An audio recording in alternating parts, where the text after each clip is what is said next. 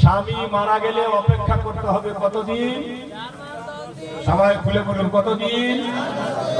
সবার জানা ছিল না, জানা হলো কিনা? কোরআন বলছে আরবাত আশরিন ওয়া আশার, 4 মাস 10 দিন। এটাকে বিজ্ঞানীরা পরীক্ষা করে দেখেছে। কোরআন 4 মাস 10 দিন স্বামী হারা, যার স্বামী মারা গেল সেই মেয়েটাকে অপেক্ষা করতে বলেছে কেন?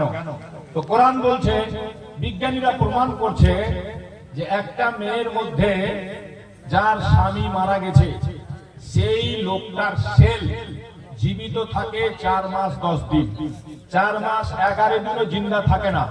এই জন্য প্রয়োজনে যদি মেয়েটার দ্বিতীয় বিয়ে দিতে হয়, আর যদি বিয়েটা 4 মাস 10 দিনের ভিতরে হয়ে যায়, আর পরের স্বামী থেকে তার পেটে যদি বাচ্চা আসে, তাহলে এটা ক্লিয়ার হবে না যে বাচ্চার বাবা কে, আগের স্বামী না পরের স্বামী।